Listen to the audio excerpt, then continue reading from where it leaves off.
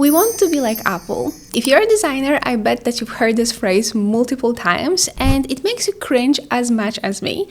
But there must be something to it. Apple is not only minimalistic design and their white websites. Those things wouldn't earn them billions only last year. So there must be more pieces of this puzzle, and today we are going to extract what exactly the secret sauce of their UX is and see if we can implement some of those things in our own projects. Of course, when talking about the latest and greatest UX improvements from Apple, over the last couple of years, we need to mention the dynamic island. And this is exactly an example of how to make lemonades out of lemons, aka change a technical hardware limitation into a feature. The dynamic island is this area at the top of your screen where you can control your apps that are working in the background. So for example, Google Maps when you're going somewhere, or Spotify listening to music, or a timer that is going. You can control one or two apps at the same time. You can long press for a widget, or you can just tap to open the app. By the way, those fluid animations of the dynamic island are so nice. But coming back to the topic, Apple was facing an issue that their front camera and the Face ID equipment, or the hardware at the top of the phone and in the front, was taking a lot of space. And Apple couldn't just cut off the top of the phone because that wouldn't align with the customer expectations and what's going on in the market, like big screens up to the edges. So instead of avoiding the problem or trying to develop the hardware further to just make it even smaller, if that's even possible, they decided to lean in and create one of the best UX improvements recently. If you're a designer, you're probably as impressed with the dynamic island as I am, and I bet that someone who came up with it at Apple is like an internal celebrity. But you are not impressed only with the functionality, which is great, but also with how they turned the limitation into a feature. And this leads me to some lessons that we can take from here. First, of course, play around the limitations, make the most out of them, and maybe even convert a limitation into a feature. The dynamic island is like a highest level example of that, but we can also apply it to our smaller projects, more simple flows that are software only. And it will be mostly about working out an elegant way around a limitation. So for example, if something is loading or saving for a long time, can you ask a user to do another task in the meantime? Or maybe you can add an Easter egg like Chrome did with their Dino game that you can play when you're offline. By the way, you can paste this and play it when you're online too. The second thing that you can do is to change the narrative around the product. With Apple, no one was talking about the front camera and how small or big it is there a notch or not. They were talking about the dynamic island. And I remember one of the projects from my past where we were building like a charting library of insights, and we couldn't really provide all of the insights that we wanted to, that our customers could customize and do whatever they wanted to it. So instead of presenting that as a limitation and saying, hey, this is only the things that we can provide as of now, we marketed it instead as this is a set of templates and educated guesses about predefined charts that you might like and find useful. And this is how you can play around those limitations, and it gives you time to develop the product further while not disappointing your customers. The third thing is multitasking. People want to do multiple things at the same time, especially when they become power users, like for example, with their mobile phones. And I think Apple noticed this need even before the dynamic island, because I don't know if you remember, but they introduced this back to previously used app button at the very top, I think in the left corner. And it had a really good adoption, I guess, because then with Dynamic Island, I think this was a seed that the Dynamic Island sort of grew from with this validation. So for your projects, consider, for example, are people using your app with another app at the same time? Can they use split screen? Is the interface still responsive enough to be comfortable to use in those narrow interfaces? Or you can also think about, are people multitasking within your application? So let's say that you have a task management company and you're working on the tasks, and then on the right side in the panel, you can use and see all of your drafts and drag them into the main cards. So things like that, small improvements that kind of make the whole workflow faster. And the last thing here is to take negative feedback with distance. I don't know if you remember, but right after introducing the Dynamic Island, there was a lot of hate online. People were like, what is it? Why did they introduce it? Blah, blah, blah. Well, who's laughing now? In general, take negative feedback after introducing a new feature or a change with a little bit of distance. Give it like 2 weeks. And if it still persists to be a negative feedback, just, yeah, of course, make changes.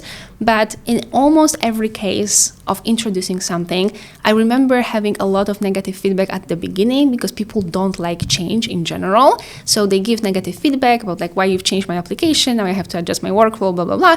And then after a week or two, this negative feedback kind of evens out with the objective feedback that people give about actual things that they discovered not working after using your application with changes for some time. So give it a little bit of time because it might not be the end of the world that you are getting a lot of negative feedback at the very beginning after the launch.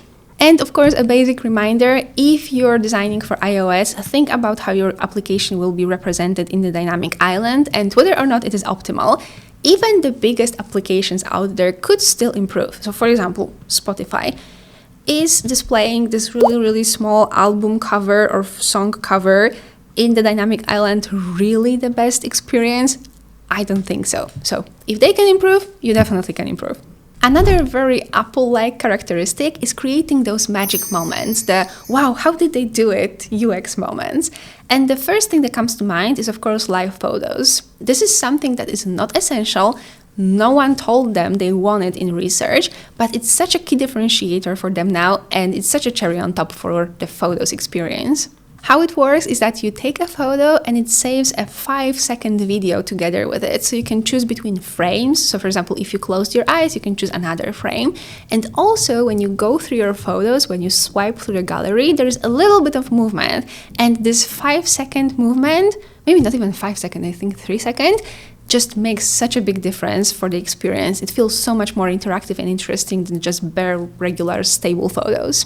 My mom is an Android user and we were going together through the gallery of photos on my iPhone once. She saw the live photos and she was sold. And I use her as a test of just new things in tech because she's not an enthusiast. So if she's excited about something, it means it's really, really good.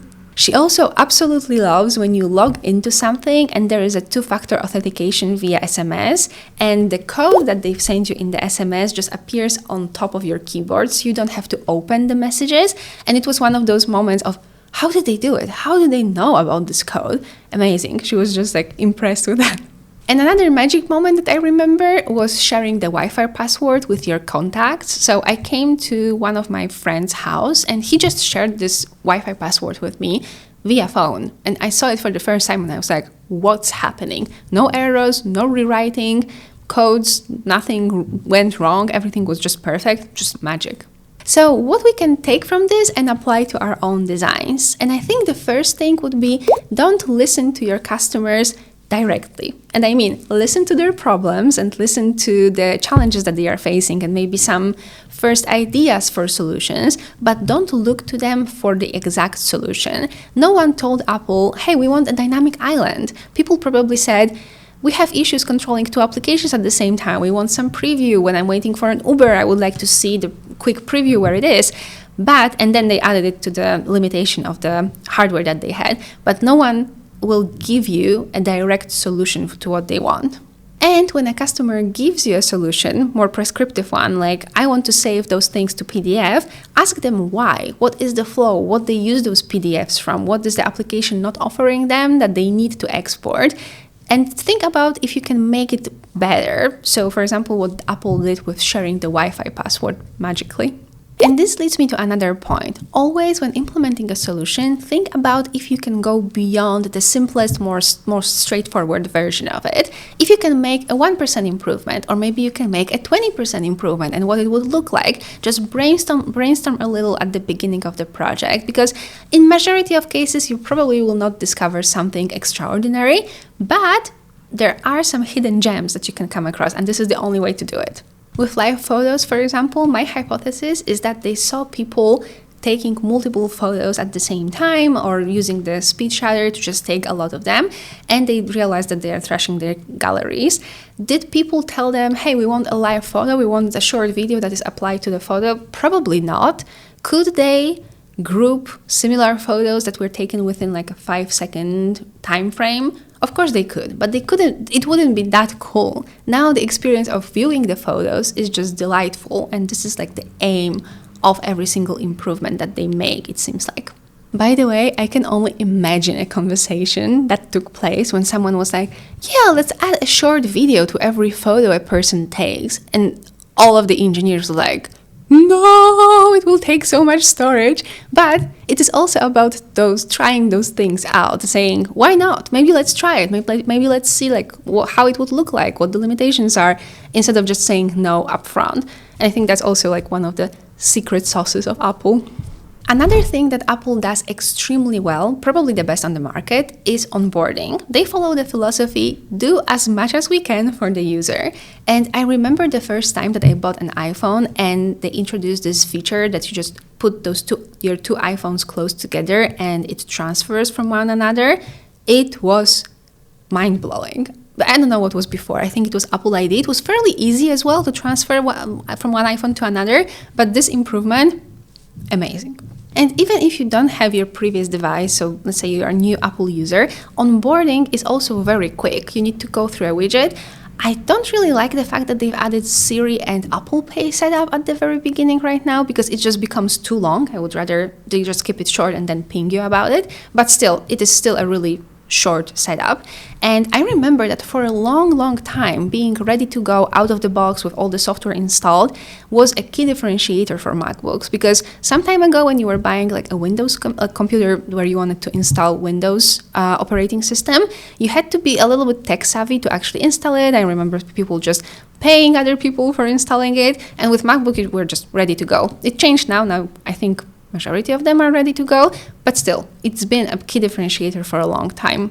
So what you can take away and apply to your designs. First of all, I'd say making onboarding this new exciting experience, like Apple does, for example, with iPhones, when you open and there's this heavy box and then animations, the whole thing. So you don't want the onboarding experience to be annoying for users or something that they just skip through, like those little onboarding widgets or onboarding tours. Or something that is annoying, let's say like a poke, when they want to see the product as soon as possible. Ideally, it should have this vibe of welcome to the new world and now your life will be 100 times better. This is what we're going for.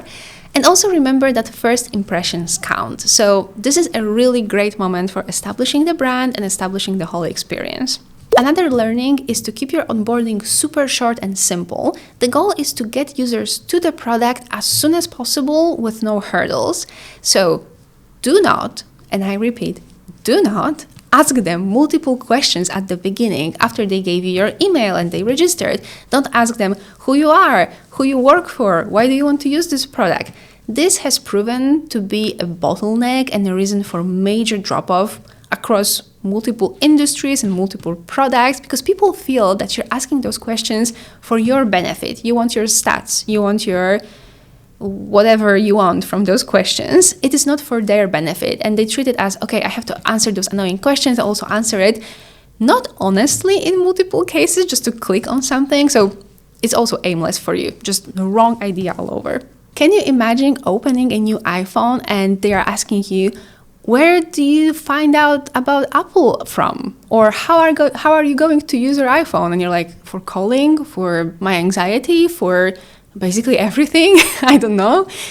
Ridiculous, right? They wouldn't ask the question, wouldn't be really Apple-like. And yet, thousands of companies do it in their onboarding every single day. So don't do it. Another key thing to pay attention to as a designer is to shorten time to value. Time to value is a metric that shows how much time it takes for a user to understand, yes, this is what this product can do for me, this is what I came here for, this is the value that they can provide me with. And it is absolutely key for SaaS products, so it is really important to pay attention to it. Basically, the shorter time to value, the better. And this can be achieved by showing your product to the user with good defaults as soon as possible. So think, for example, when you register for Trello, the task management app, what you want to see is a simple board where you can start adding your tasks and see if you actually want to use this tool, if this is what you were looking for. And then later on, you can come to some customizations and think about the color or with what fields you want to see and how you want to customize it to your workflow. And the same goes for every single product. think about good defaults and don't ask users to make decisions too soon, because if they don't know the product, they wouldn't also know what to choose during the customization process. So asking them to set up something that they haven't seen yet is a little bit of a ridiculous ask, but I see that in many onboarding products. So good advice here, to shorten time to value, use good default. And the last topic for today is to think in ecosystems. Apple's ecosystem is what locks you in. Once you bought 2 devices from Apple, you are hooked. I'm convinced about it. You're going to come for more. They simply work with each other so well. For example, you have Airdrop to send files between devices. Recently, I was using an Android phone and I had to send a photo and I was like, I need to use Messenger to send my photo quickly to myself, to my computer. Like, hello, boomer. So you have Airdrop, you have iMessages that are between devices. You can share Wi-Fi passwords without rewriting them or even thinking about it. You have copy-paste between devices. You can copy something, a text on your computer, Command-C, and then paste it on your phone. And headphones even, AirPods or Air Maxes, that's what they call it. You can basically listen to something and then there is a phone call on another device and you can pick it up and it's just going to switch.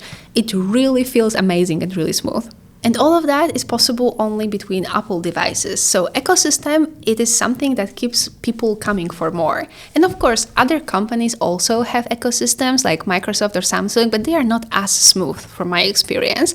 The Apple ecosystem other ecosystems look a little outdated and stupid. I think maybe Google is close, but they only have software. They don't have hardware. So there's a little bit of an element missing, but they are like the closest to Apple when it comes to how different applications work together. So what you can take away from this and apply to your own projects. First of all, create this synergy effect. So for example, if your company is selling 2 or 3 applications that can work together, but they are sold separately, think about how 1 + 1 can equal 3. So creating this synergy effect. Let's say that your company has a task management app, a meeting app, and a calendar app, and you can make them all work together. So you can have a meeting, and then from transcript, you can create tasks, or you can create meetings about the tasks that are aligned with them, or you can set the reminders for the review of tasks in the calendar. So there is this group of products that work well together and they're very smooth. The idea here is that you have to encourage your customers and show them the value of using all of your products together, not using your competitors and part of your ecosystem, for example. There needs to be a really big difference, like a key differentiator here. And another one to think about is to make experience seamless between devices. So for example, Netflix is a really great example of that. If you watch something on your phone and then switch to your laptop or wherever you're watching, the video will be stopped at exactly the same moment. They are perfect with it. YouTube is getting there. I think over the last year they really improved it and there is only a little bit of delay, but Netflix is really killing it. And for example, if your company has an application for mobile and for web, think about the data being visible in both places instantly and in the same manner, in the same way, and also workflows to be similar. So you can think about it in like smaller ways, but really important point. If you enjoyed this video, here is another one that you might like. Let me know in the comments if you like Apple for their UX and also what other companies you want me to analyze when it comes to their design. Thank you so much for watching. I love you and I'll see you in the next one.